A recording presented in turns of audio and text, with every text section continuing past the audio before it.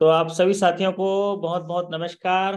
Good morning. आप सभी का आज के सेशन में स्वागत है। नमस्कार। हाँ जी, चरण जी बोल रहे हैं। जी सर, जी सर। वाह, बहुत बढ़िया। अच्छा सीख रहे हैं चरण जी। सर बढ़िया सीख रहे हैं, मगर ये क्लास का टाइम ऐसा है कि बैंक भागने का टाइम है, उधर क्या बोलते हैं क्लास। हाँ, ये वाला टाइम थोड़ा आप लोगों के लिए नहीं सूट हो रहा होगा, सुबह वाला। 7 बजे लेकिन से 7 से हो जाए सर तो बहुत हाँ, बढ़िया हो जाएगा। कोशिश करता हूँ, लेकिन कई बार लेट हो जाता है। तो ऐसा इसमें करेंगे, जैसे ये वाला करंट अफेयर्स वाला होता है ना, आपके प्रमोशन एग्जाम में नहीं आता है। जैसे आपके अच्छा। में इंग्लिश आएगा, और जनरल बैंकिंग आएगा, कंप्यूटर के सीबीएस के छोटे छोटे टर्मिनोलॉजी आएंगे, उसके मेनू वगैरह आते हैं, और डिपॉजिट प्रोडक्ट्स आते हैं, और बैंक के साधारण तरीके से जो ट्रेंडिंग टॉपिक्स के सवाल आते हैं। और दूसरा इंग्लिश आता है ना। तो इंग्लिश की तैयारी चल रही है, आपको समझ में आ रहा है इंग्लिश? सर सर सर ये कह रहा था सर, हम्म। वो आपने जो वीडियो इंग्लिश का वो पहले से डला हुआ है उसमें। हाँ हाँ, क्या बोल रहे हैं चरण जी? सर वो मूक टेस्ट जो आपने डाला है ना, पैसेंजर ऐसे इंग्लिश का, ओके, उसका सर एक दो और डाल दो मूक टेस्ट सर, वो समझ में आ रहा है सही अब। ठीक है। डाल देंगे, मॉक टेस्ट डाल देंगे। और अभी इंग्लिश कंप्लीट कर लेंगे, उसके बाद हम लोग दूसरा पढ़ेंगे, ठीक है। जी बैंकिंग जी भी सर। पढ़ेंगे, और मैथ्स वगैरह भी जो आपके में आता है उनमें भी मैथ्स भी सिखा देंगे। तो सर एक आज का सेशन करंट अफेयर्स के लिए है।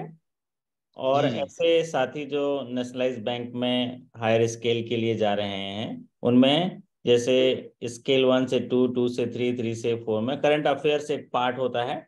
और जिनमें से करंट अफेयर से सवाल पूछे जाते हैं, है ना। हमारे श्रीमंतो जी भी जुड़ चुके हैं, देखो, है ना। वेस्ट बंगाल से श्रीमंतो जी जुड़े हैं, और बहुत सारे साथी जुड़े हैं, सभी नमस्कार कर रहे हैं। नितिन पटेल जी, बस्ता हंसदा जी, पंकज कुमार जी, सभी साथियों को नमस्कार। दीपमाला जी। तो ये जो करंट अफेयर्स होता है, अगर हम देखेंगे ट्रेंडिंग, तो वैसे तो 1 अप्रैल 2022 से पढ़ना चाहिए करंट अफेयर्स।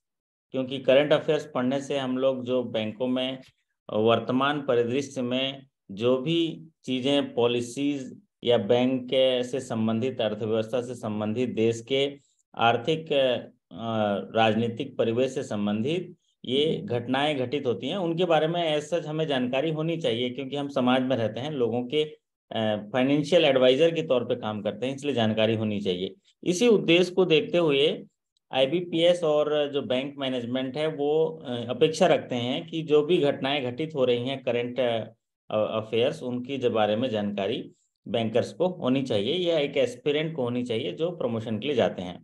अब इनमें हमको 5 तरह की घटनाओं को देखना होता है। ऐसी घटनाएं जो बैंकिंग इंडस्ट्री को सीधे सीधे परिवर्तित कर रही हैं, या उनको गाइड कर रही हैं, या उनको डायरेक्शन मिल रहा है बैंकिंग इंडस्ट्री को, उन घटनाओं को। दूसरा एक मेजर पार्ट होता है आरबीआई। आरबीआई से जुड़े हुए जो भी गतिविधियां हैं, उनको पूरा पूरा जो है आपको ध्यान देने की जरूरत होती है आरबीआई से।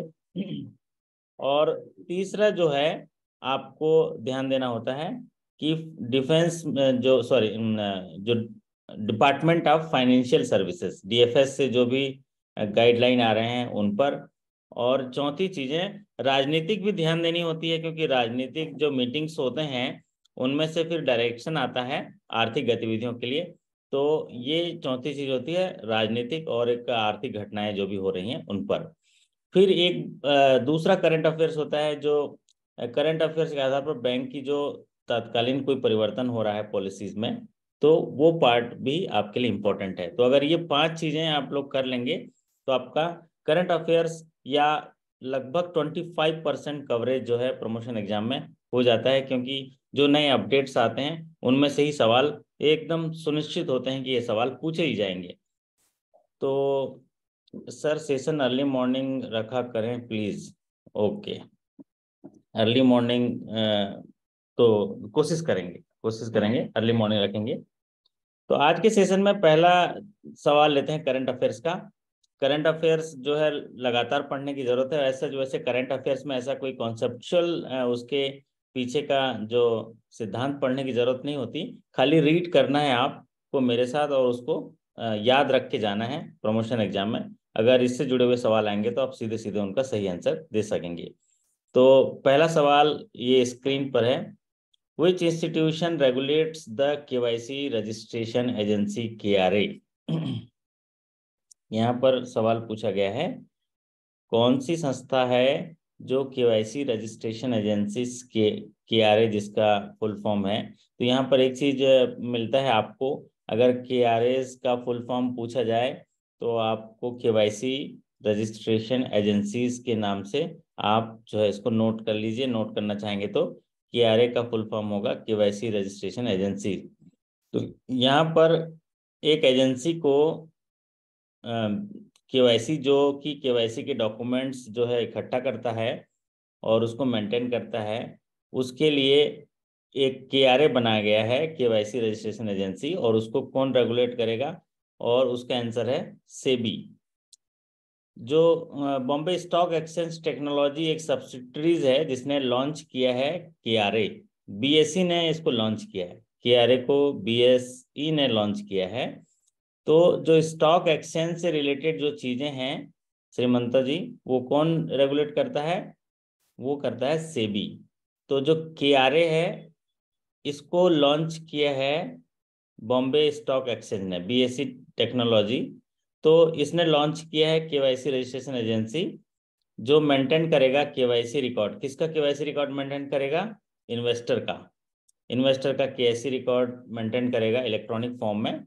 तो ये सेबी से रेगुलेटेड इंटरमीडिएटरी है जो इन्वेस्टर के KYC रिकॉर्ड्स को मेंटेन करने के लिए ऑथराइजेशन प्रोवाइड करता है, जो इन्वेस्टर मार्केट में पार्टिसिपेट करते हैं। तो ये जो KRA है इसका फुल फॉर्म होता है KYC registration agency, KYC registration agency. और ये KYC रजिस्ट्रेशन एजेंसी सारे जो उनके इन्वेस्टर हैं उनके KYC रिकॉर्ड को मेंटेन करता है इलेक्ट्रॉनिक तौर से, इलेक्ट्रॉनिक रूप से, और उनको ऑथराइज करता है इन्वेस्टर के जो डिटेल्स हैं उनको इकट्ठा करके। तो जो KRA एजेंसी हैं ये इस रिकॉर्ड को यहाँ पर सुरक्षित रखता है अपने पास, ऑफिशियली वैलिड डॉक्यूमेंट को। तो इसका जो रेगुलेशन होगा वो सेबी करता है। चलिए अगला सवाल आपके स्क्रीन पर है। ये सवाल तो आप लोग जानते ही होंगे इसका। What is the name of new chatbot launched by Unique Identification Authority of India?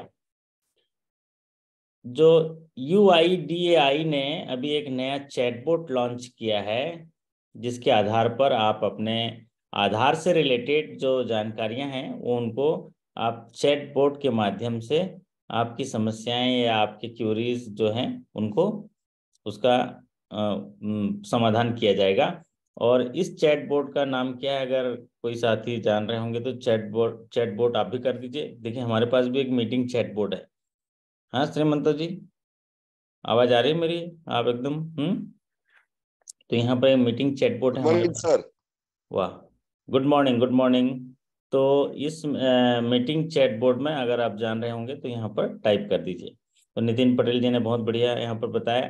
तो unique identification authority of India जिसने आधार क्रांति लाया है, उसने जो भी आधार से रिलेटेड ग्रीवेंसेस हैं उनको रिजॉल्व करने के लिए एक administrative reforms and public grievances platform के तहत एक चैटबॉट निकाला है जिसको बोलते हैं आधार मित्र। आधार मित्र, और ये चैटबॉट का नाम है आपका आधार मित्र। तो यहाँ पर ये आंसर होगा आधार मित्र, इसका सही आंसर होगा। तो जहां भी देखिएगा, जहां पर भी आप सर्विस रेंडर करते हैं, यहाँ जहां पर भी चीजें हैं वहां पर कोई इशू रेज होता है तो उसके ग्रीवेंसेस रेडेशियल मैकेनिज्म के आधार पर इस चैटबॉट की शुरुआत की गई है। तो unique identification authority of India जिसको UIDAI कहते हैं ने स्टार्ट किया इस चैटबॉट को। ग्रीवेंसेस रेडेशियल इंडेक्स पब्लिश किया है department of administrative reforms and public grievances. तो ये इसका फुल फॉर्म आप लोग नोट कर लीजिए, DARPG का आप नोट कर लीजिए प्रियंका मैडम। DARPG, ये एक वर्ड आया और इसका फुल फॉर्म होगा department of administrative reforms and public grievances. क्या होगा? DARPG।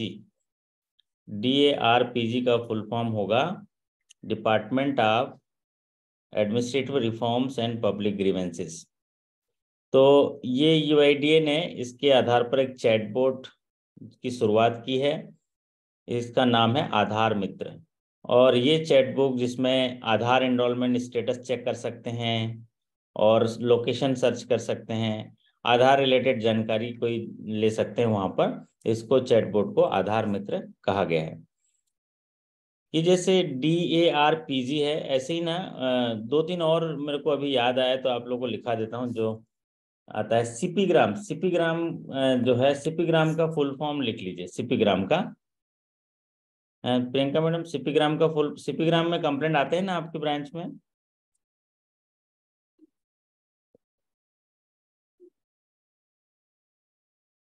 एक आध कंप्लेंट आया है प्रियंका मैडम सीपीग्राम में? नहीं सर, नहीं आया है। तो सीपीग्राम में बहुत सारे कंप्लेंट्स आते हैं। तो सीपीग्राम का फुल फॉर्म लिख लीजिए। सीपीग्राम का फुल फॉर्म है centralised public grievance redress and monitoring system. CPGRAM, CPGRAMS।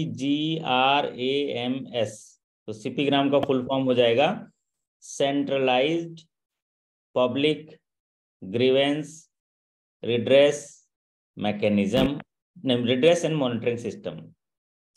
Centralised public grievance redress and monitoring system. ये एक ऑनलाइन प्लेटफॉर्म है जो 24/7 है सिटीजन्स के लिए, जिसके द्वारा वो सिटीजन जो हैं पब्लिक अथॉरिटी को अपना सर्विस रिलेटेड कंप्लेंट्स जो है कर सकते हैं।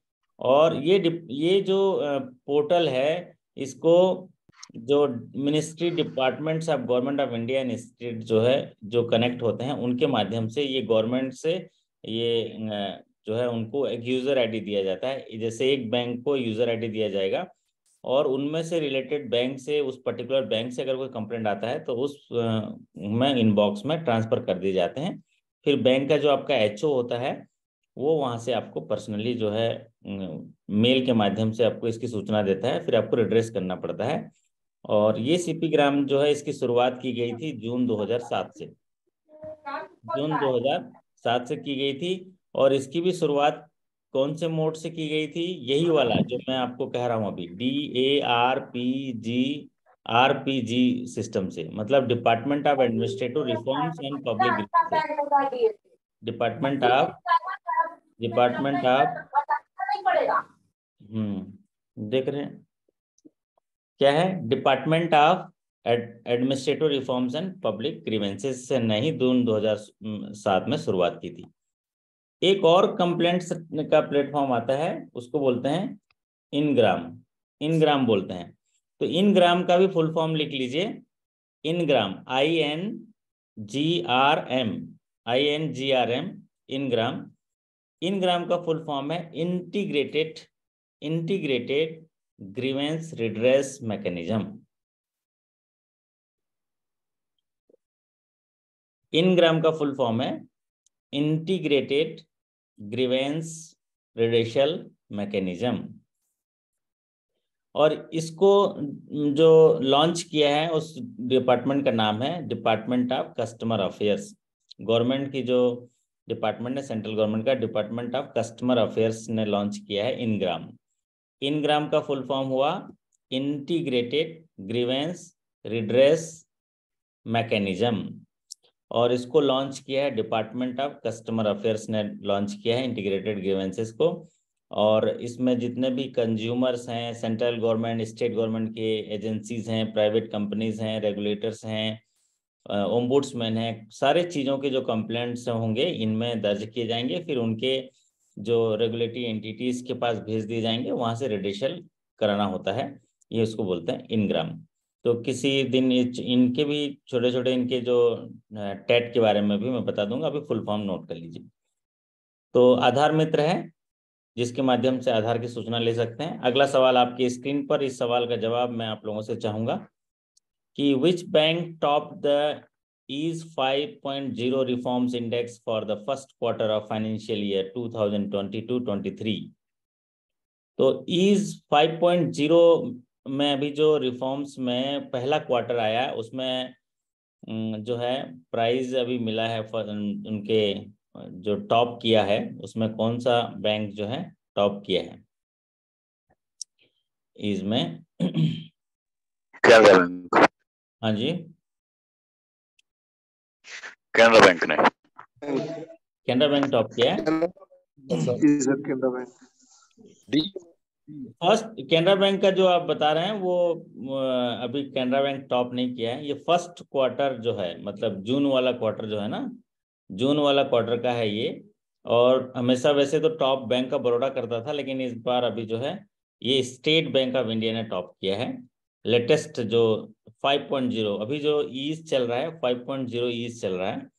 तो 5.0 ईज में स्टेट बैंक ऑफ इंडिया ने अभी टॉप किया है फर्स्ट क्वार्टर, और it is followed by Union Bank of India.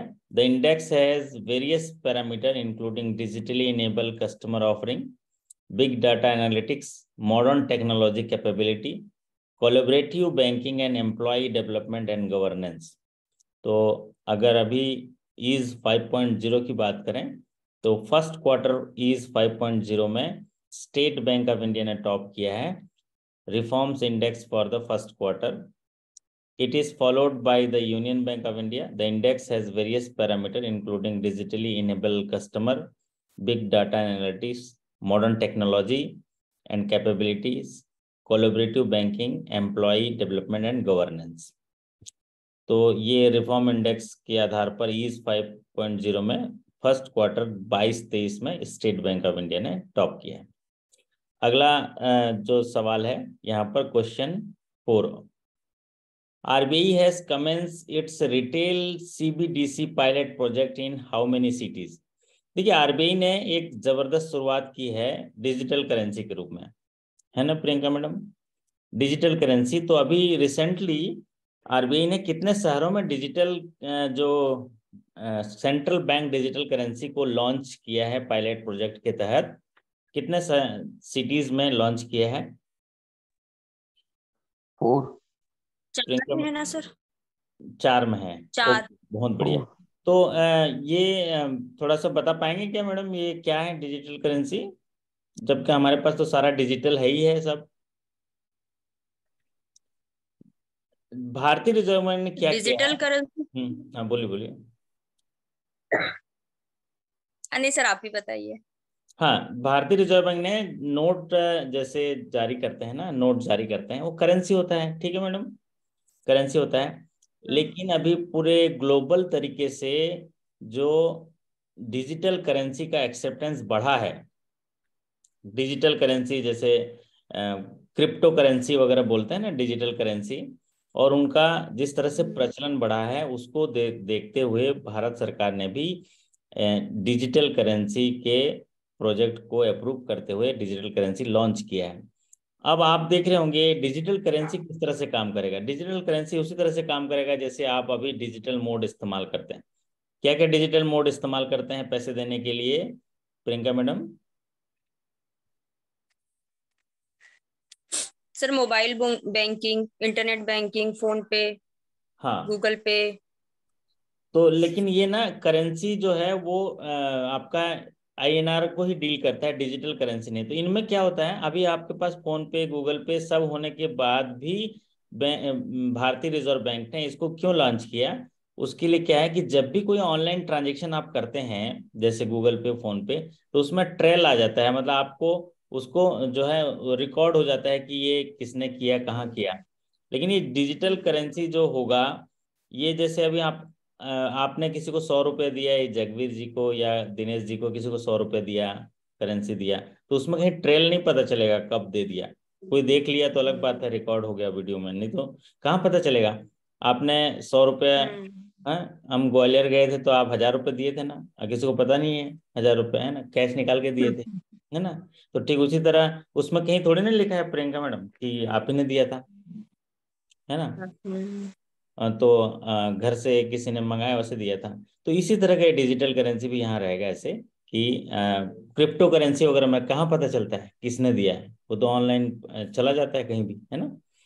तो इसी का 2 प्रोजेक्ट लॉन्च किया आरबीआई ने। एक है जो होलसेल वाला, जो 9 जगह 9 बैंकों के साथ किया है, और एक 4 शहरों में जो है ये CBDC जो पायलट प्रोजेक्ट किया है, ये 4 शहरों में ठीक है। चालू किया अभी।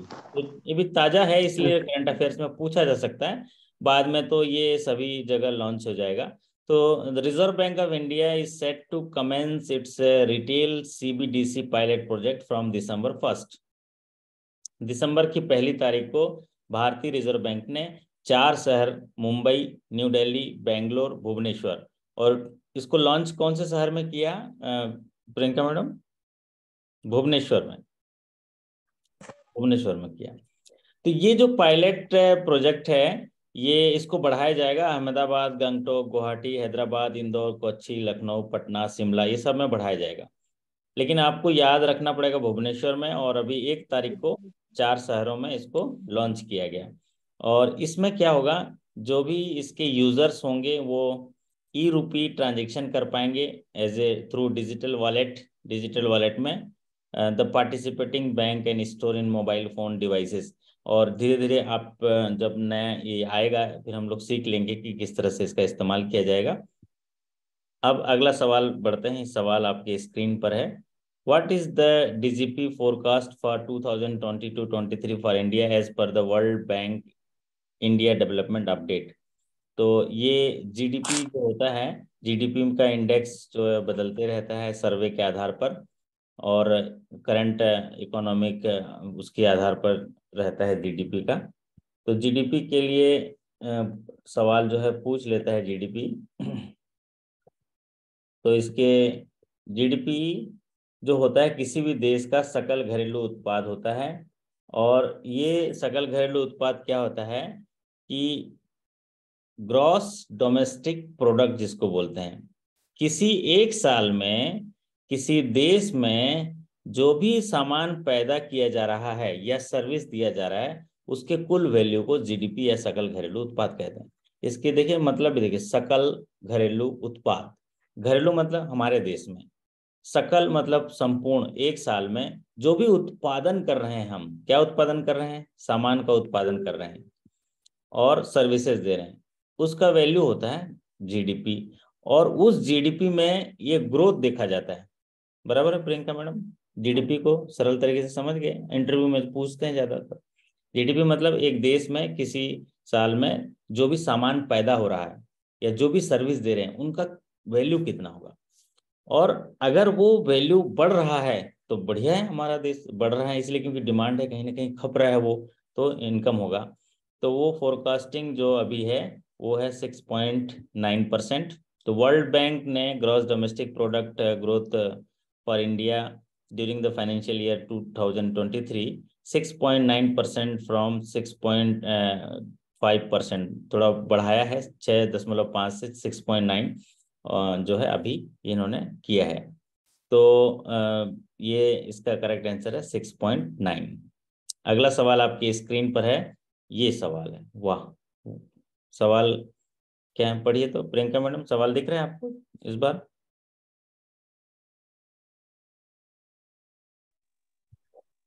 हाँ सर। पढ़िए तो। After the Monetary Policy Committee meeting in December 2022, what is the repo rate? 6.25. अरे वाह, आप बहुत बढ़िया। हाँ, अभी तो पढ़े थे कल ही, है ना। तो ये जो क्या लिखा है, repo rate after the monetary policy committee, बैठक कब हुई थी मैडम? ये सर अभी 5 से 7 दिसंबर। हाँ, 5 से 7 सितंबर जो हुई है बैठक।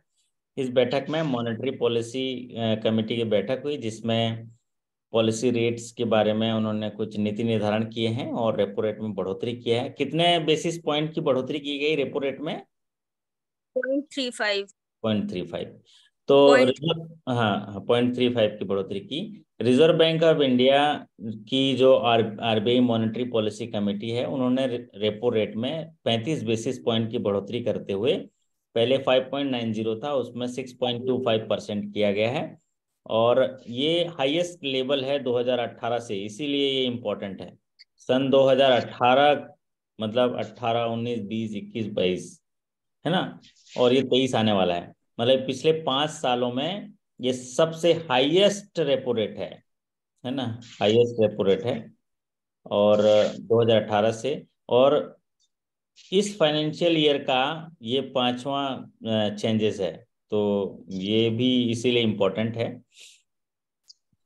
और भी रेट्स आप याद कर लीजिएगा, इसमें स्टैंडिंग फैसिलिटी है 6%, और बैंक रेट है 6.50%, और एक रिवर्स रेपो रेट 3.35% है, वो उसमें चेंज नहीं होता है। तो ये इसलिए आपके लिए इम्पोर्टेंट है, रेपो रेट सवाल पूछे जा सकते हैं।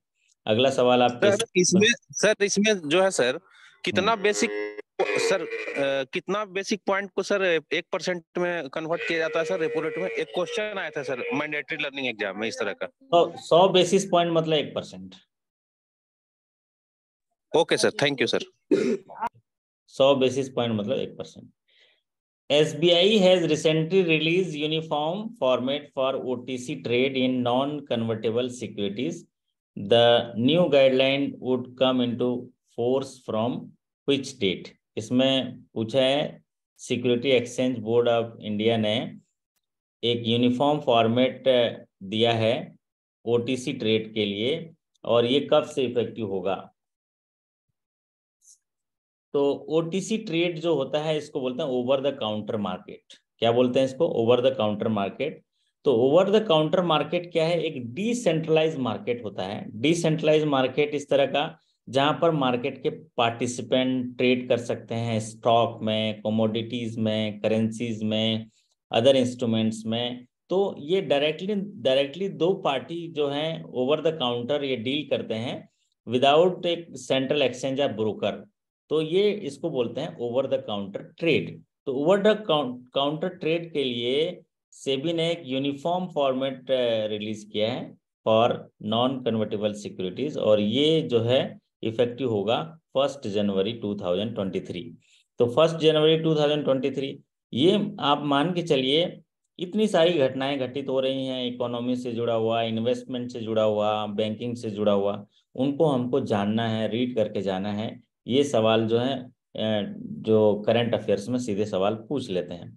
तो 1 जनवरी 2023 अभी आने वाला है, इसमें ये नया पॉलिसीज आएगा सेबी का, इसीलिए ये सवाल पूछे जा सकते हैं। तो सेबी ने रिसेंटली एक यूनिफॉर्म फॉर्मेट ओवर द क्या बोला मैंने उसका, ओवर द काउंटर बोलते हैं, OTC में ओवर द काउंटर मार्केट बोलते हैं, जहां पर एक डिसेंट्रलाइज मार्केट है, दो पार्टियां एक दूसरे से एक्सचेंज कर सकते हैं ट्रेड, स्टॉक, कमोडिटी, करेंसीज में।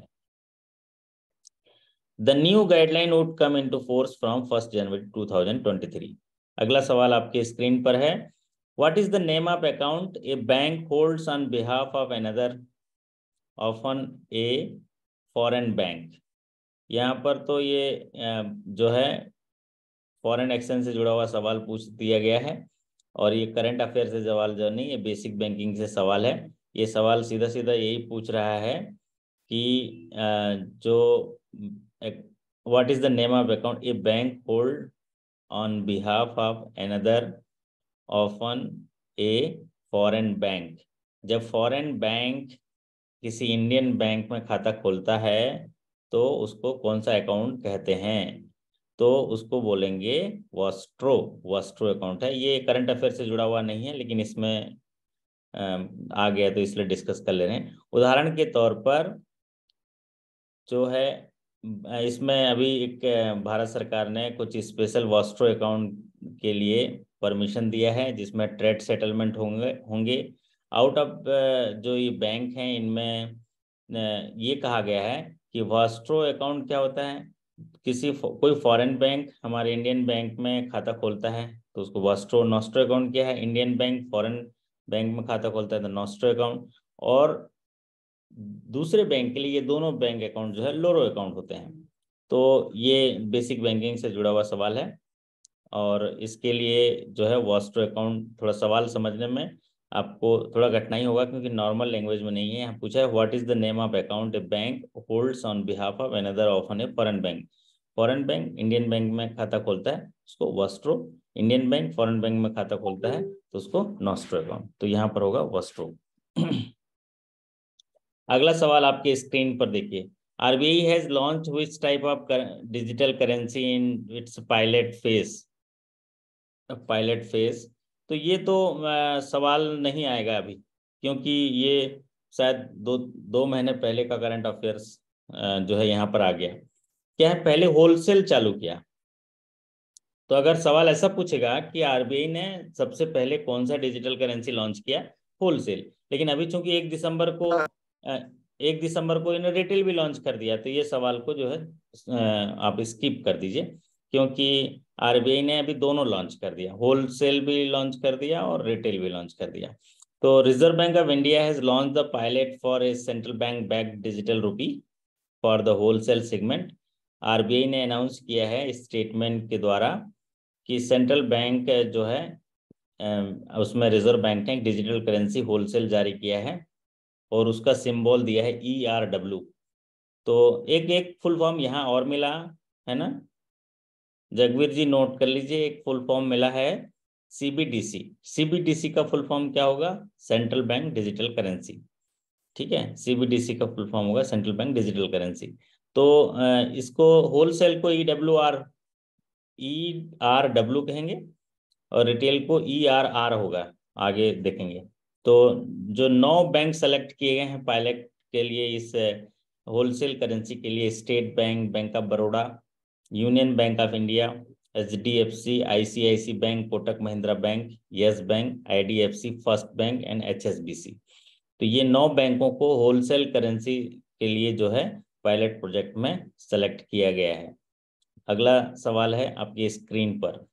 As per the RBI Act, central bank has to send a report to government in case of failure to maintain inflation target for how many quarters?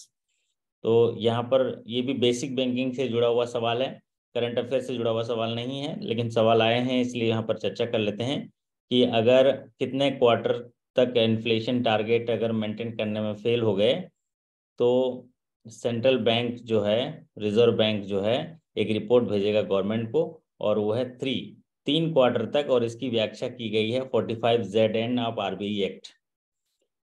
तो जो reserve bank है, देश का central bank है, उनको ये required होता है, उनको ये जरूरी होता है कि एक रिपोर्ट सबमिट करे गवर्नमेंट को to explaining the reason and immediate remedial action it would take in case of failure to maintain its inflation target for 3 consecutive quarters.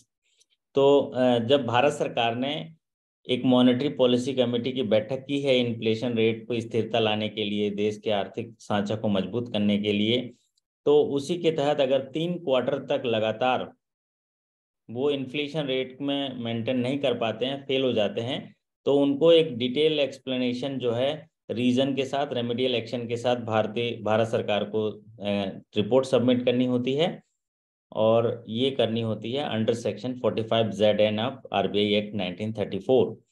तो आप देखे होंगे मॉनेटरी फ्रेमवर्क चालू हुआ था 2016 में, और स्पेशल मीटिंग होती है इनकी मॉनेटरी पॉलिसी कमेटी की, बाई मंथली मीटिंग होती है। और ये बाई मंथली मीटिंग में इनका काम क्या होता है कि जो इन्फ्लेशन टारगेट्स को अचीव करना, उसकी स्थिरता लाना, भारत के ब्याज दर को निर्धारित करना, और उसका अधिक उपयोग कैसे किया जाए देश की अर्थव्यवस्था को आगे बढ़ाने के लिए, उसके लिए नीति निर्धारण करना।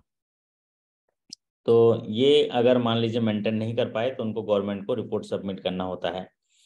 चलिए अगला सवाल है आपके स्क्रीन पर। ये सवाल कौन पढ़ेंगे? हाँ जी, है अपने वो पढ़िए जरा, कोई साथी पढ़ लीजिए सवाल को। The Reserve Bank of India will launch the pilot project of digital rupee wholesale segment on 1st November. Who is the current RBI governor? हाँ बताइए जरा, पढ़िए ऑप्शन पढ़िए जरा, या उत्तर बता दीजिए। शक्तिकांत रघुराम राजन, एस सुब्रमण्यम, उर्जित पटेल। तो सर फर्स्ट ऑप्शन होगा शक्तिकांत दास। सही बात है। रिजर्व बैंक ऑफ इंडिया ने एक पायलट प्रोजेक्ट डिजिटल रुपीस में लॉन्च किया है। आप यकीन मानिए डिजिटल रुपी पे सवाल जरूर आएगा। तो ये डिजिटल रुपी होलसेल कब चालू किया गया था श्रीमंत जी? होलसेल 1 नवंबर को चालू किया गया। कब चालू किया गया? 1 नवंबर। और रिटेल कब चालू किया गया? 1 दिसंबर। तो दोनों भी याद रखना है आपको, है ना? दोनों भी याद रखना है, 1 नवंबर को होलसेल और 1 दिसंबर को डिजिटल। चलिए अगला सवाल आपके स्क्रीन पर लेते हैं। अच्छा, ये तो आप हमारे साथी ने पढ़ लिया कि Shri Shaktikanta Das, retired IAS, former secretary, department of revenue and department of economic affairs, ministry of finance, government of India, assume charge as the 25th governor of Reserve Bank of India effective from the 12 December 2018। तो 12 दिसंबर 2018 को जो है ये charge लिए और ये correct answer है शक्तिकांता दास जी। बहुत बढ़िया। अब बात करते हैं अगले सवाल पर। अगला सवाल है, which of the following banks has partnered with National E-Governance Services Limited for the issuance of an electronic bank guarantee? Bank guarantee जारी करते हैं, कैसे जारी करते हैं हम लोग? पेपर बैंक गारंटी जारी करते हैं, फिजिकल बैंक गारंटी जारी करते हैं और फिर वो उसको जो है डिलीवर किए जाते हैं। लेकिन निम्नलिखित में से एक बैंक है जिन्होंने अभी एक पार्टनरशिप किया है national e governance service limited के साथ। National e governance service limited के साथ पार्टनरशिप किया ताकि वो इलेक्ट्रॉनिक तरीके से बैंक गारंटी जारी कर पाए। तो ये बैंक जो है यहाँ पर ऑप्शन दिया है, state bank, central bank, Indian overseas bank, Canara bank, bank of India. हाँ जी शंकर जी बताइए कौन सा बैंक है? आप कौन से बैंक में हो शंकर जी? चले गए क्या?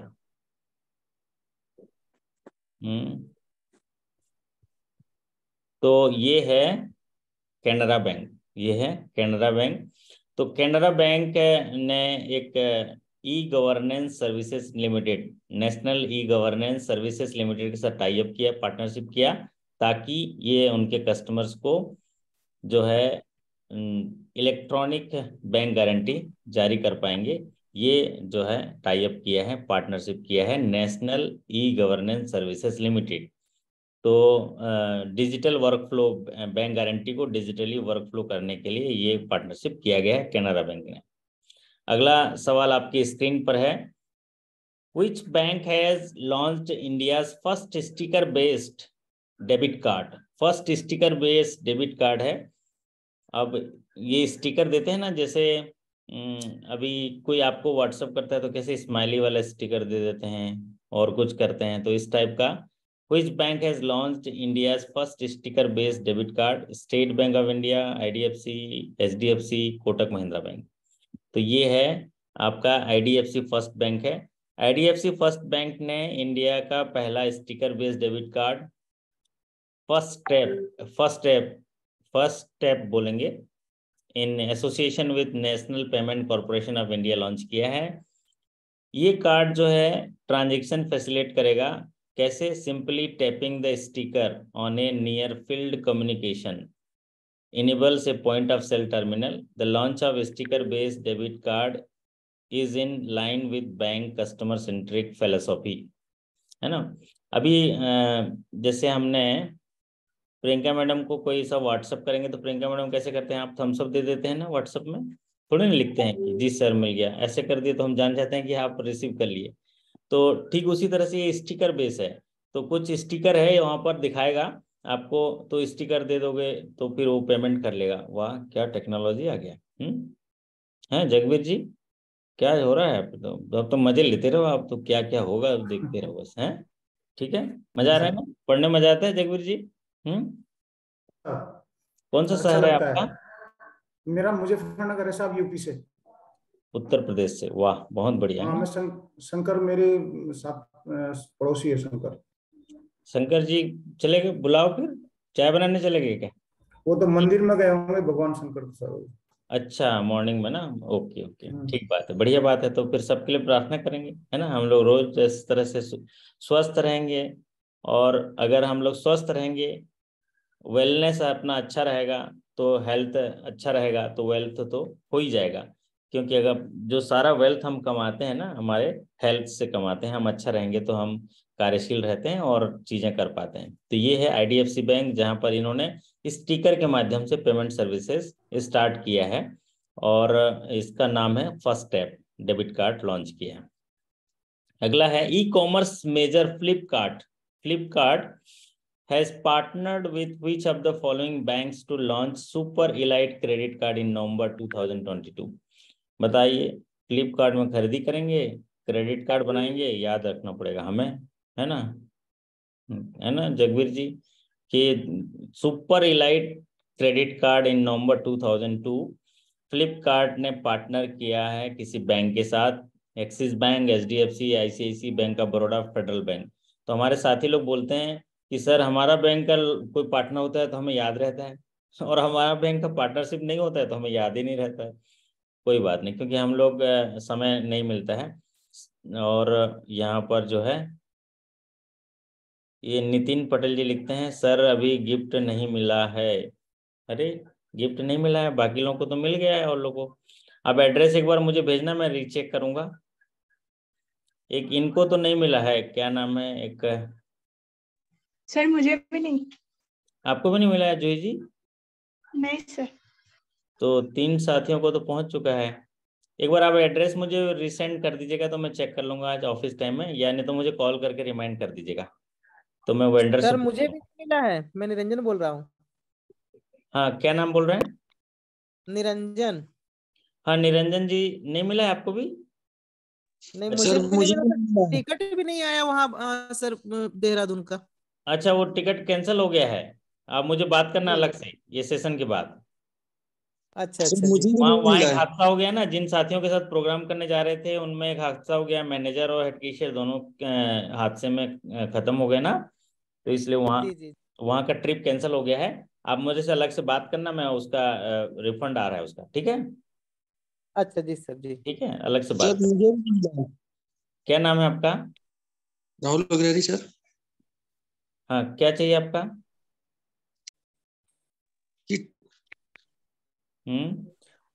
और एक सर, एक बुक के लिए रजिस्ट्रेशन करवाए थे, 300 रुपया हाँ, कुछ था उसमें, उसका अभी तक बुक नहीं आई सर अपने पास। आ गया है, मेरे पास है। आप मेरे को बात करना, कुछ लोगों का रिटर्न आ गया था तो यहीं पर रखा हुआ है, जी तो एक अलग जी से सर बात कर जी। लीजिएगा, मैं फिर से उसको रिसेंड करा दूंगा, क्योंकि जी सर जी 7 लोगों का जी। वापस आ गया, 7 लोगों का कुछ इशू होगा जी इस सर एड्रेस में।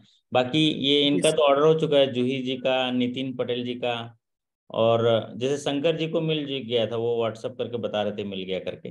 तो जिनका नहीं मिला है मुझसे बात कर लीजिएगा आज, है ना, मैं उसको करा दूंगा। जी सर, श्योर श्योर। तो ई कॉमर्स फ्लिपकार्ट जो टाई अप किया है एक्सिस बैंक के साथ किया है। एक्सिस बैंक और फ्लिपकार्ट ने एक टाई अप किया है, और एक सुपर कॉइन रिवार्ड प्लेटफॉर्म के तहत पार्टनरशिप लॉन्च किया है, जो इलाइट क्रेडिट कार्ड है। अभी देखिए कैसे किया इन्होंने।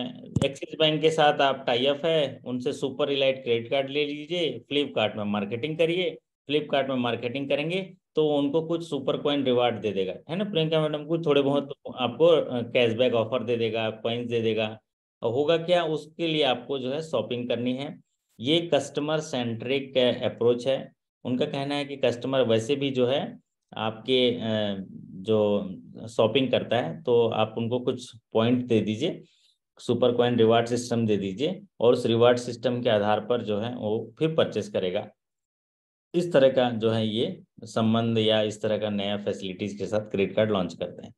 अगला सवाल है आपके स्क्रीन पर, which of the following bank opened its first mid corporate branch in Kerala at Kochi?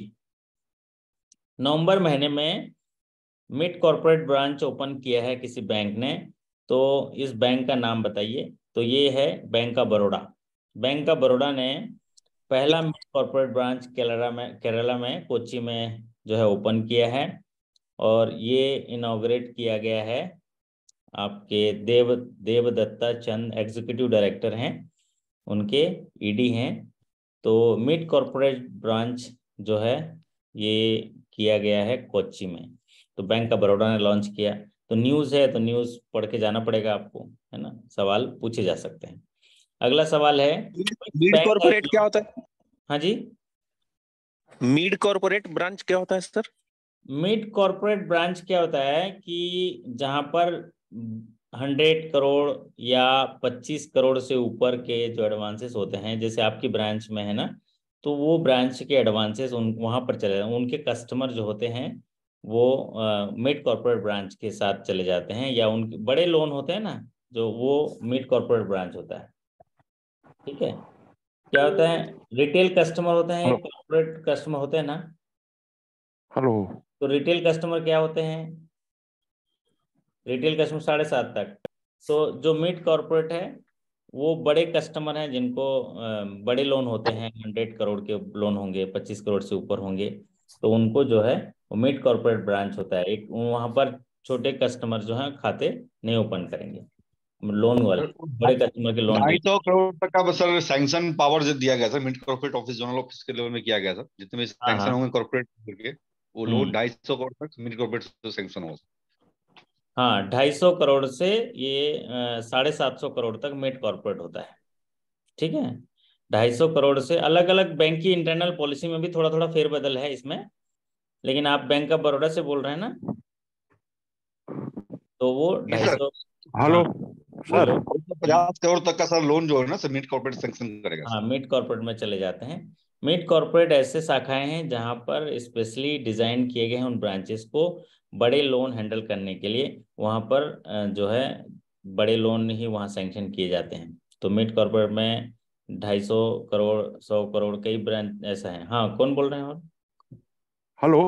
हाँ सर 1 करोड़ से ऊपर रहता है पंजाब नेशनल बैंक में, 1 करोड़ से 50 करोड़। हाँ, 1 करोड़ से ऊपर कहाँ चला जाता है? मिड कॉर्पोरेट में चला जाता है। हाँ, सारे ब्रांच जो क्लस्टर बना रहता है, हाँ, जितने भी सर्किल या रीजनल ऑफिस में जितने ब्रांच होते हैं उनके जितने भी 1 करोड़ से एमएसएमई का लोन और अदर लोन है वो एमसीसी में ही सैंक्शन होते हैं। और हमारे यहाँ अपर लिमिट है 75 करोड़। नहीं नहीं नहीं, आप तो एमसीसी की बात कर रहे हैं, सैंक्शन की बात। लेकिन वो सैंक्शन होने के बाद वो तो आपके पास आता होगा ना, 1 करोड़ आपके बैंक में ही रहता है, आपके ब्रांच में ही रहता है ना। पर हम सैंक्शन करके सारा उसका मॉनिटरिंग हम ही लोग करते हैं ब्रांच में, लेकिन पार्क होता है, दिखता है ब्रांच के बैलेंस शीट में। ब्रांच के बैलेंस शीट में पार्क होगा तो वो मिड कॉर्पोरेट ब्रांच नहीं होता है। ये ऐसी बात कर रहे हैं जहां पर आपके बैंक में वो प्रपोजल आएगा ही नहीं, वो उनके बैलेंस शीट में दिखेगा मिड कॉर्पोरेट ब्रांच के में। वो 25 करोड़ करे, 100 करोड़ करे, जैसे आप बोल रहे हो 1 करोड़ कर रहा है, तो 1 करोड़ तो आपके ब्रांच में दिखेगा ही नहीं, फिर तो मिड कॉर्पोरेट चला गया। सिर्फ सैंक्शन पर्पज से बोल रहे हैं। लेकिन यहाँ पर मिड कॉर्पोरेट ब्रांच में भी जो लोन होता है वो तो हेड ऑफिस से सैंक्शन होगा, HLCC होता है, हाई लेवल क्रेडिट कमेटी से होगा। लेकिन सैंक्शन होने के बाद डिसबर्स करेगा मिड कॉर्पोरेट ब्रांच, तो मिड कॉर्पोरेट ब्रांच के बैलेंस शीट में दिखेगा। लेकिन यहाँ जो आप बात कर रहे हैं वो सैंक्शन की बात कर रहे हैं। तो अभी तो सभी बैंकों ने एक रीजनल क्रेडिट प्रोसेसिंग सेंटर खोल लिया है, या सेंट्रलाइज क्रेडिट प्रोसेसिंग सेंटर है, जहां पर लोन सैंक्शन किए जाते हैं, ताकि उनमें पॉलिसी के हिसाब से क्वालिटी, जो उसमें सुपरविजन हो और ड्यू डिलिजेंस हो और अप्राइजल हो और उसको प्रॉपर सैंक्शन हो और डॉक्यूमेंटेशन हो और प्री रिलीज ऑडिट के तौर पे देखा जाके उसमें जाके सैंक्शन होके ब्रांच में जाता है। और कई बैंकों में तो ऐसा देखा गया है कि वो डॉक्यूमेंटेशन भी उनके रीजनल प्रोसेसिंग सेंटर में करते हैं और ईएम भी वहां पर करते हैं रीजनल प्रोसेसिंग सेंटर में, और अकाउंट ओपन करके दे देते हैं। और खाली डिसबर्समेंट ब्रांच वाला करेगा as per terms and condition compliance देते हुए। तो अब आगे चलते हैं अगले सवाल पर। अगला सवाल आपके स्क्रीन पर है, Which bank has launched face authentication based saving account opening for customer recently? तो रिसेंटली जो है बहुत सारे चेंजेस होते हैं। जो बैंक का रिसेंट आता है उनसे जुड़े हुए सवाल आते हैं, क्योंकि IBPS के जो सवाल सेट करते हैं करंट अफेयर्स के, वो भी हमारे जैसे ही आपके जैसे ही इंसान है। तो रिसेंटली जो अब चेंज होता है उसके बारे में जानकारी रखते हैं और उनसे सवाल पूछे जा सकते हैं। Which bank has launched face authentication based saving account bank opening? Customer के लिए कौन सा बैंक है? वो एयरटेल पेमेंट बैंक है, जो अभी recently face authentication based saving bank account opening करने के लिए अपनी फैसिलिटी को शुरुआत किया, उसको लॉन्च किया। चलिए, एयरटेल पेमेंट्स बैंक। अगला है Which bank continues to lead debit card market for October 2022? वाह, ये सवाल है। अब कौन सा बैंक है जो डेबिट कार्ड मार्केट में लीड कर रहा है? कौन बैंक होगा? एक ही बैंक होगा, जिसके पास ज्यादा कस्टमर होंगे वही बैंक होगा ना, है ना अनमोल जी? बहुत बढ़िया। तो countries largest lender state Bank of India continues to dominate the debit card markets in October 2022. अब तो जो है उनका शेयर देखो कितना परसेंट है, 29% शेयर है, 29% शेयर है। तो डेबिट कार्ड सबसे ज्यादा उन्हीं के हैं। अगला सवाल आपके स्क्रीन पर है, Which amongst the following has signed an MOU with the Reserve Bank of India for collaboration in the field of regulation and supervision of regulated entities in their respective jurisdiction? ये important है आपके लिए, ये वाला जो इस सवाल है। भारतीय रिजर्व बैंक ने रिसेंटली एक कोलैबोरेशन किया है, आप साइन किया है, MOU साइन किया है, किसके लिए?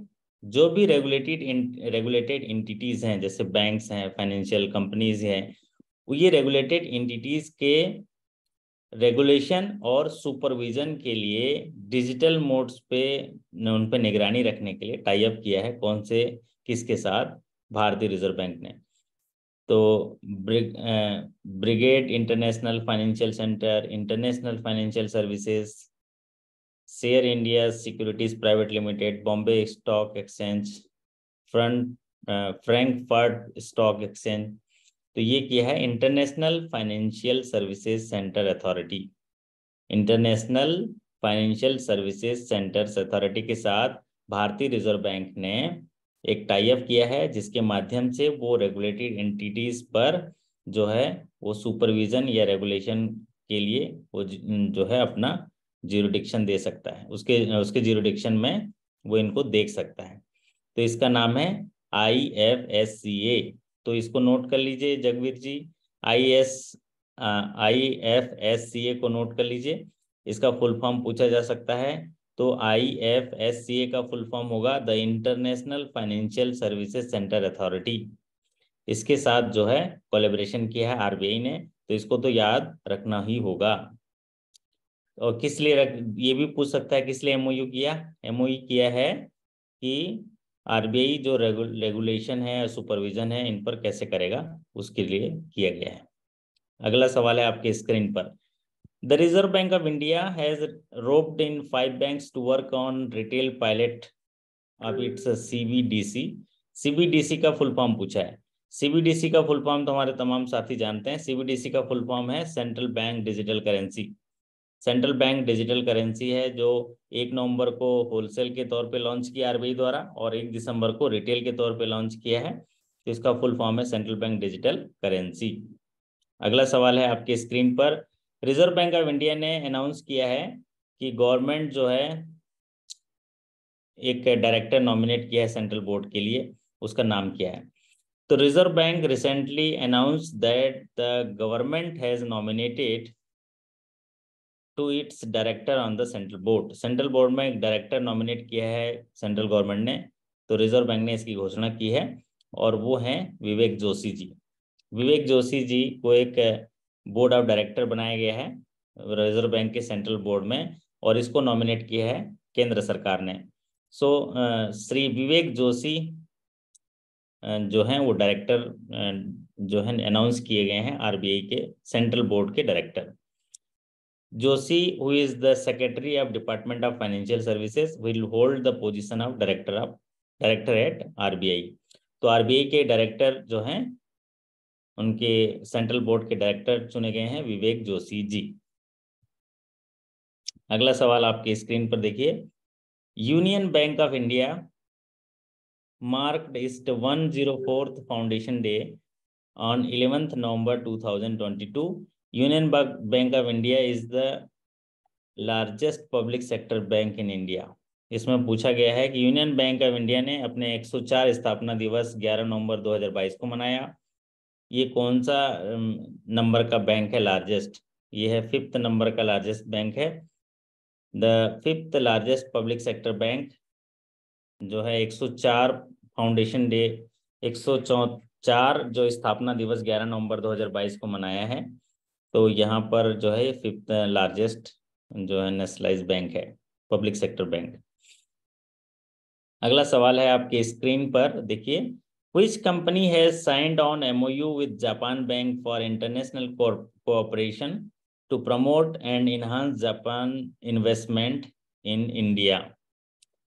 निम्नलिखित में से कौन सी कंपनी ने MOU साइन किया है Japan bank for international cooperation JBIC, Japan bank for international cooperation JBIC के साथ MOU साइन किया है ताकि वो जापानीज इन्वेस्टमेंट को बढ़ा सके इंडिया में, promote and enhance Japanese investment in India.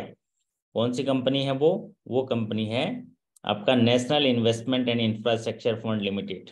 National investment and infrastructure fund limited NIIFL has signed an MOU with Japan Bank for international cooperation, Japan bank for international cooperation JBIC, ताकि Japanese investment India में और आए। तो ये कौन type किया है? National investment and infrastructure fund limited. अब आते हैं अगले सवाल पर। अगला सवाल आपके स्क्रीन पर है, which insurance company has launched A first of its kind satellite index based form yield insurance policy. कौन सी कंपनी ने अभी एक अलग तरीके से satellite based index form yield insurance policy launch किया है? अब इस पॉलिसी के बारे में डिटेल पढ़ना पड़ेगा, क्या चीज़ का पॉलिसी है, लेकिन आप ये जानिए कि ये HDFC agro general insurance company, HDFC, ये कई साथी जिनका इनके साथ टाई अप होता होगा, बैंक का कॉर्पोरेट टाई अप होता होगा, उन लोग ये जानते होंगे या इंश्योरेंस डील करते होंगे, उन डिटेल जानते होंगे कि ये क्या पॉलिसी है, इसके फीचर्स क्या हैं, क्या इसमें बेनिफिट है कस्टमर का। मैंने अभी पढ़ा नहीं है इसलिए मैं नहीं बता पाऊंगा। तो ये है HDFC इर्गो, क्या ERGO general insurance launch first of its kind of satellite index based form yield insurance policy. अगला सवाल है आपकी स्क्रीन पर, ये तो डिजिटल करेंसी के पार्टिसिपेशन का है। पायलट प्रोजेक्ट के तहत पे डिजिटल जो रुपीस है वो कितने बैंकों में किया गया है? 9 बैंक है। 9 बैंक इसलिए किया है क्योंकि पहले जो है 4 बैंक में अभी लॉन्च कर दिया गया है और बाकी 5 बैंकों को आइडेंटिफाई किया है, इसलिए 9 बैंक है जो हमने पहले ही डिस्कस किए। 1 तारीख को जो है 4 बैंकों में किया है और बाकी आइडेंटिफाई किए हैं, इसलिए। तो आज का ये सेशन जो है यहीं पर हम लोग एंड करेंगे और लगातार सीखते रहेंगे। और मैं कोशिश करूंगा कि जितने भी एक साल में ये अपडेट हुए हैं, ये सारे अपडेट्स जो आपसे चर्चा करेंगे। तो एक सेशन वीक में रहेगा या 2 सेशन रख लेंगे, जो आपके रिटेल से लेके, होलसेल से लेके, इकोनॉमी से लेके, पॉलिटिकल से लेके, जो बैंक्स में आने की संभावनाएं रहेंगी उनमें हम लोग चर्चा करेंगे। तो वक्त जैसा भी हो, अच्छा या बुरा, बदलता जरूर है। दुनिया में एक ही चीज परमानेंट है, हाँ जूही जी, है ना? आप मेरी आवाज आ रही है अब तक? जी सर। एक ही चीज परमानेंट है, वो क्या है बताइए? वो है चेंज। चेंज इज परमानेंट, मतलब आज ना होगा कल के जैसा, कल ना होगा आज के जैसा, पल पल में परिवर्तन है पल पल के जैसा। तो चेंज परमानेंट है। ये देखो अभी चेंज हो गए हमारे शंकर जी, देखो नहा धो के चेंज हो गए, है ना? अभी पूजा पाठ करके आ गए, हमारे प्रसाद वरसाद लेके आ गए पंडित जी, है ना? तो आज जैसा है वो ऐसा नहीं होगा, परिवर्तन होगा। और ये देखिए आज हमारे राजू नयन जी बस में नहीं बैठे हैं अभी, हैं? बस आने वाली होगी, है ना? छुट्टी पे है सर? नहीं छुट्टी नहीं है, आज जा रहे हैं, देखो तैयार हो गए। तो आप लोग को मेरे को अच्छा लगता है, खुश रहिए। और जीवन बहुत जो है कीमती है हमारे लिए, और ये जीवन की जो आप पल तैयार होके है ना, बैठ गए सर? हाँ जी, आप फ्रेश होके बैठे हैं ना सर? स्नान ध्यान हो गया आपका लगता है? सब हम फ्रेश ही रहते हैं। आप कभी रात के 12:30 बजे उठा के देखो हमको, हम फ्रेश ही रहते हैं। आप बहुत एनर्जेटिक हम लोग हैं भी वैसा ही करेंगे, फ्रेश होके बैठेंगे हाँ। स्नान ध्यान करके। कभी कभी थोड़ा लेट हो जाता है, वैसे अदरवाइज कोशिश रहती है कि 4:30 या 4:45 बजे तक उठ जाएं, क्योंकि घर में हमारा जो है रोशनी आ गई रहती है 4:30 बजे तक। मतलब घर में सब जो है उठ के सब चीज़ अपना काम करते थे, तो एक आदत सी हो गई है। कई बार मैं आप लोग लेट जगह रहता हूँ तो मैं थोड़ा आलस कर जाता हूँ, तो मैं ये कह रहा था आपसे कि संघर्ष तो अंतिम सांस तक रहेगा। हाँ शंकर जी, आपको गिफ्ट मिल गया अपना? Yes sir. ओके, बहुत बढ़िया। और कुछ साथियों को Thank नहीं you, मिला है, sir. मैं आज चेक करूंगा, उनको भेज दूंगा। और कुछ किताबें वापस आ गई हैं, उनसे भी मैं आज देख लूंगा। और ये कल छुट्टी है ना, तो कल मैं डिस्पैच करा दूंगा, मैं पर्सनली जाके डिस्पैच करा दूंगा। क्योंकि हम लोग मैं उस कुरियर वाले लड़के को दे देते हैं, वो ला के फिर वापस रिटर्न कर दिया रहता है कुछ चीज़। मतलब वो देखता है कि जितना उसको कुरियर चार्ज नहीं मिल रहा है, तो फिर वो कुछ उसे वापस कर देता है, ऐसा लग रहा है।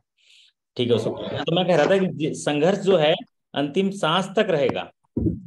तो हमको क्या करना है, इसी संघर्ष में ही आनंद ढूंढ के आनंद से संघर्ष करना है।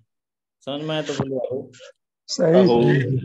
मतलब आप सोच रहे होंगे कि कल संघर्ष नहीं रहेगा, शनिवार रविवार छुट्टी है, संघर्ष नहीं रहेगा, तो शनिवार रविवार को आनंद करूंगा। ना ना ना ना ना, शनिवार रविवार को ज्यादा संघर्ष होगा, घरवाली से संघर्ष ज्यादा होगा। बहुत ज्यादा बढ़ जाता है सर। बहुत ज्यादा होगा। है ना? मतलब कहने का मतलब ये है कि संघर्ष हमेशा रहेगा, हमेशा रहेगा। तो उसी संघर्ष में हमको आनंद लेना है। और बैंक में भी संघर्ष होगा, तो उसका आनंद लेते हुए हमको जो है संघर्ष करना है। और आप यकीन मानिए, कभी भी समय की प्रतीक्षा न करिए। समय जो है जिस तरीके से डिसिप्लिन तरीके से चल रहा है, आप जब भी मौका मिले ना, वो भगवान ने क्या कहा है, आपका जीवन जो है भूत में जीवन नहीं है, भविष्य में जीवन नहीं, यही पल है, यही पल है शंकर जी, यही पल है, जी ले मेरे बेटे, जी ले। क्योंकि अगले पल का तो पता ही नहीं, अगले पल कहाँ है हम। तो यही पल है, अगर इस पल को हम जी लेंगे बढ़िया तरीके से, इस पल को हम बढ़िया तरीके से काम कर लेंगे, तो हमारा क्या चीज हो जाएगा, दो चीजें ठीक हो जाएंगी। कैसे? भूत अच्छा हो गया, क्योंकि कल मैंने शानदार तरीके से जीवन जिया, भूत अच्छा हो गया। और आगे क्या अच्छा हो गया, हमारा कल क्या होगा ये डिसाइड करता है कि हम आज क्या कर रहे हैं। Hello hello. Yes sir. अहो। बिल्कुल सहमत हूँ सर आपकी बातों से, बिल्कुल हमारा सही सर। कल क्या होगा ये डिसाइड करता है कि आज हम क्या कर रहे हैं। आज हम क्या सही कर बात। रहे हैं, यहाँ पर पढ़ रहे हैं, ये हमारा कल बिल्कुल डिसाइड सही। करेगा। और ये जरूर यस। डिसाइड करेगा।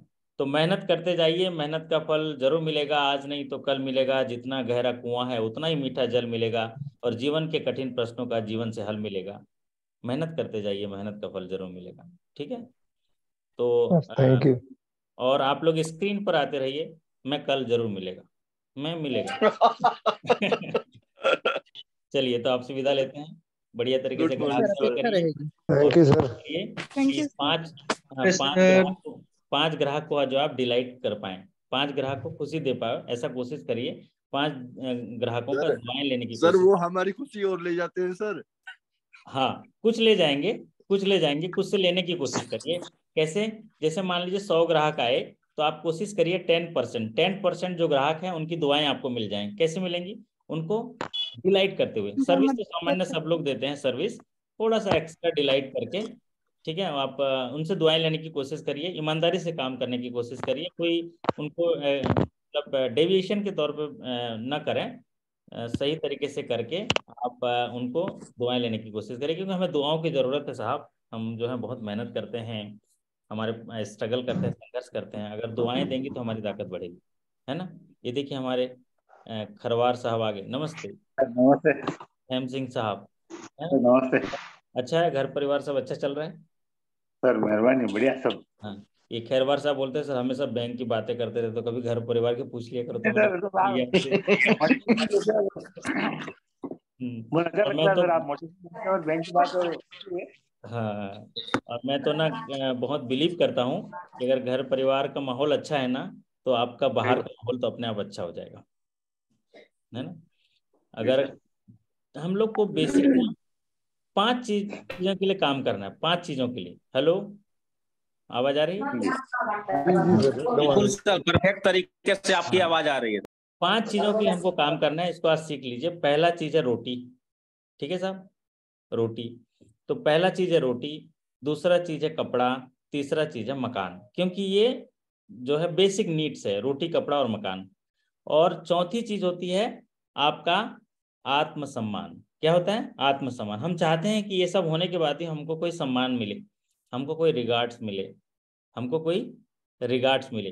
तो पहली चीज है रोटी, कपड़ा, मकान, और चौथी चीज है आत्मसम्मान। रोटी, कपड़ा, मकान मिलने के बाद हम चाहेंगे कि हमारे जय कुमार सिंह जी हैं, है ना। ये चाहेंगे कि भाई लोग हम कहीं जाते हैं तो हमारा सम्मान करे, कोई हमारा आदर करे। ये है आत्मसम्मान, कि मैं अपने जो है आत्मसम्मान, मुझे क्या अच्छा लगता है इसके अलावा उसको पूरा कर पाऊँ, आत्मसम्मान खुद का।